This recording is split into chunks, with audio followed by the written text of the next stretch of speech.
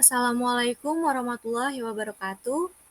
Perkenalkan, nama saya Yusifa Adelia Mulyananda dengan NIM 120220031 dari program studi Perencanaan Wilayah dan Kota kelas RA.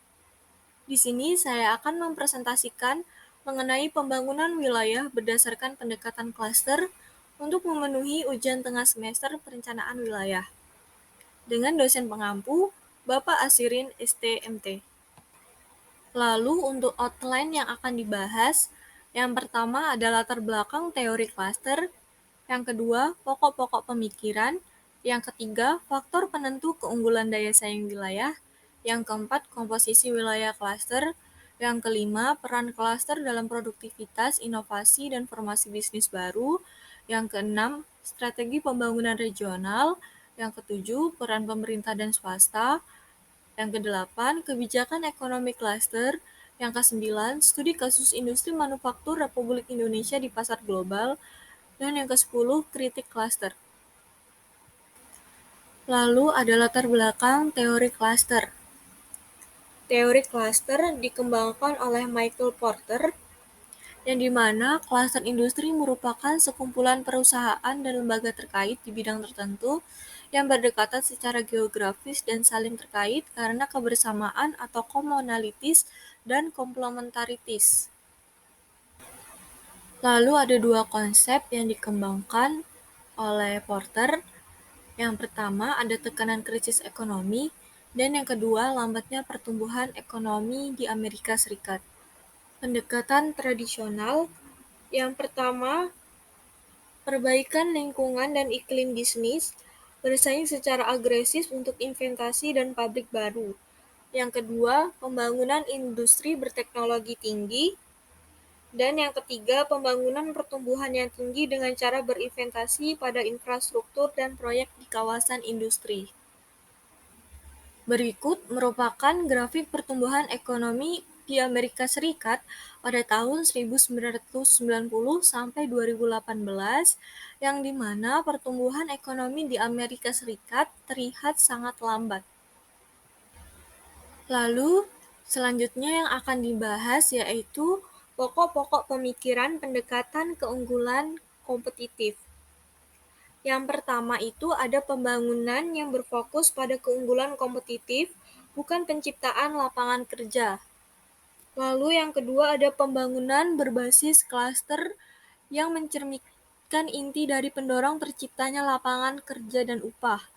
Yang ketiga, pembangunan kekuatan yang ada saat ini dan berpotensial untuk dikembangkan. Yang keempat, ada pengembangan strategi pembangunan daripada tindakan. Yang kelima, ada pembangunan dengan prioritas dan urutan atau sequenced. Dan yang keenam yaitu ada pembangunan berdasarkan data, bukan politik atau pemikiran penuh harapan semata. Selanjutnya yaitu ada faktor penentu keunggulan daya saing wilayah.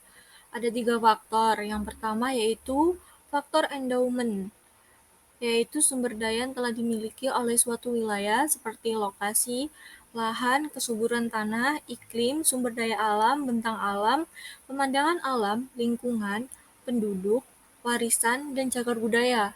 Yang kedua yaitu keunggulan secara makroekonomi, seperti kebijakan moneter, pembangunan manusia, dan kelembagaan politik yang efektif.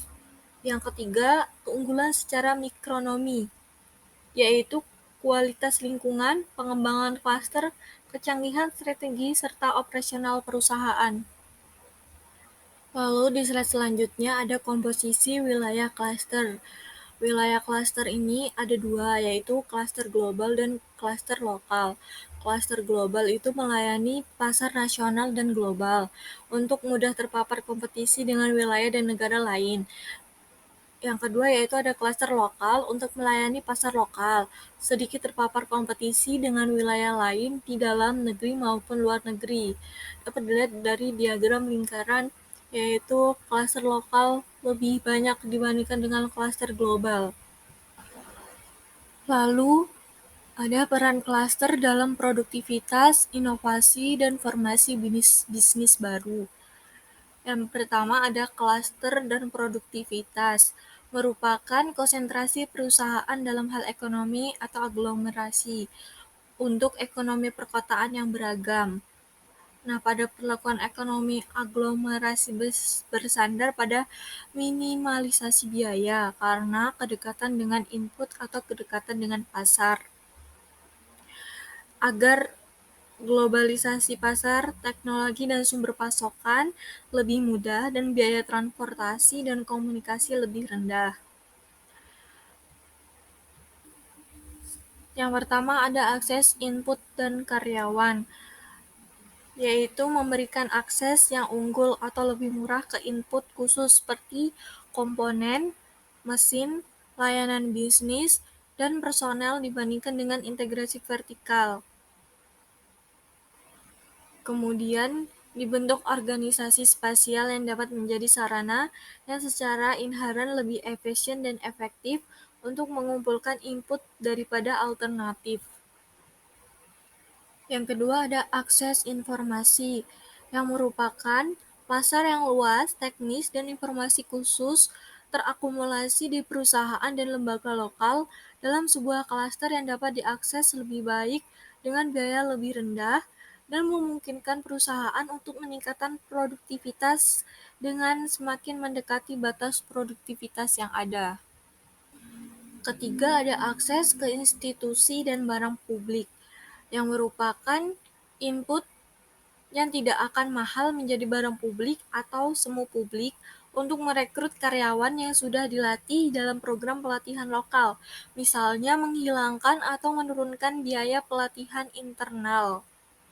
Perusahaan bisa mengakses informasi khusus, saran dari para ahli di lembaga lokal, dan sejenisnya dengan biaya yang sangat rendah. Lalu yang keempat ada komplementaritis, yang merupakan tingkatan produktivitas tidak hanya melalui perolehan dan perakitan input, tetapi dapat melalui fasilitas yang saling melengkapi antara aktivitas dengan peserta klaster. Ada jenis-jenis yang saling melengkapi itu seperti produk pelengkap untuk pembeli, lalu ada pelengkap pemasaran, lalu ada komplementaritis karena keseleraan kegiatan yang lebih baik antara peserta klaster. Yang kedua ada klaster dan inovasi. Klaster dan inovasi merupakan peran klaster dalam inovasi dan pertumbuhan produktivitas. Partisipasi klaster dapat menawarkan banyak potensi keuntungan dalam inovasi dan peningkatan. Perusahaan dalam suatu klaster dapat lebih jelas dan cepat memahami kebutuhan pembeli baru sehingga dapat mencetuskan inovasi baru yang lebih cepat. Lalu yang ketiga ada klaster dan formasi bisnis baru, yaitu ada bujukan. Bujukan ini untuk masuk sering lebih besar di dalam klaster karena ada informasi yang lebih baik tentang peluang. Keberadaan klaster ini menandakan peluang karena individu yang bekerja di suatu tempat di dalam atau di dekat klaster itu lebih mudah merasakan kesenjangan baru dalam produk, layanan, atau pemasok untuk diisi. Setelah memiliki wawasan ini, orang-orang tuh dapat meninggalkan perusahaan yang mapan untuk memulai yang baru dengan tujuan mengisi kesenjangan yang dirasakan. Kemudian ada peluang. Peluang ini diupayakan karena hambatan untuk masuk lebih rendah daripada di tempat lain.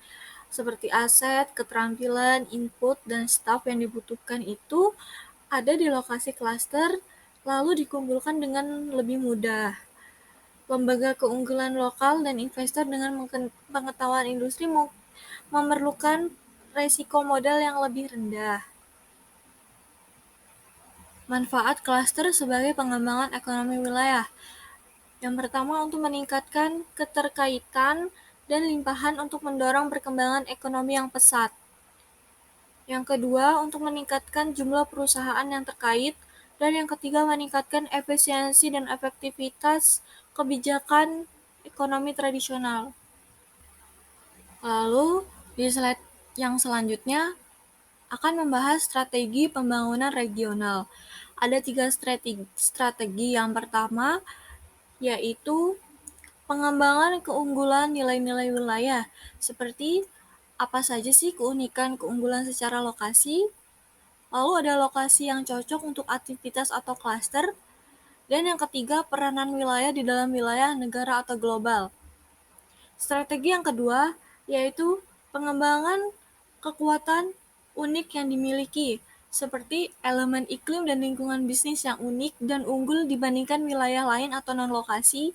Yang kedua, klaster yang saat ini atau klaster yang berpotensi muncul untuk dikembangkan. Lalu strategi yang ketiga yaitu pembangunan untuk mencapai dan memelihara keseimbangan dengan wilayah sekitar, seperti kelemahan yang harus diatasi. Peran pemerintah yang pertama yaitu mengupayakan stabilitas makroekonomi dan politik. Yang kedua, meningkatkan kapasitas ekonomi mikro secara umum melalui peningkatan kualitas dan efisiensi input untuk bisnis dan lembaga yang menyediakan, seperti pengembangan tenaga kerja yang berpendidikan, infrastruktur fisik yang sesuai, dan infrastruktur informasi yang akurat dan tepat waktu. Yang ketiga itu menetapkan aturan ekonomi mikro secara keseluruhan dan insentif untuk mengatur persaingan antar perusahaan yang akan mendorong pertumbuhan produktivitas. Yang keempat itu memfasilitasi pengembangan dan peningkatan klaster. Yang kelima, mendorong fasilitasi dan insentif agar muncul tindakan kolektif. Lalu untuk ada peran swasta. Yang pertama yaitu memperbaiki kondisi faktor input termasuk penyediaan personel yang terlatih dengan tepat. Kualitas dan kesesuaian kegiatan penelitian lokal dapat menciptakan infrastruktur fisik yang sesuai dengan kebutuhan klaster serta menyediakan informasi spesifik klaster. Yang kedua itu menjalin hubungan kerjasama dengan badan pemerintah dan lembaga lokal, seperti utilitas, sekolah, dan penelitian klaster infrastruktur khusus publik, seperti pelabuhan atau fasilitas penanganan. Yang ketiga yaitu mengembangkan jaringan informal dan asosiasi perdagangan formal, konsorsium, dan badan kolektif, seperti asosiasi perdagangan dan badan kolektif. Berikutnya yaitu ada kebijakan ekonomi klaster. Yang pertama yaitu ada pengumpulan dan penyebaran informasi ekonomi, lalu ada promosi ekspor, lalu ada reformasi regulasi, selanjutnya ada promosi investasi asing langsung, lalu ada kebijakan iptek, dan pengembangan faktor spesialisasi dan kecanggihan. Untuk studi kasus, saya mengambil studi kasus industri manufaktur Indonesia di pasar global, yaitu peran dari manufaktur dalam negeri yang memanfaatkan teknologi digital secara aktif melakukan kegiatan riset untuk menciptakan inovasi.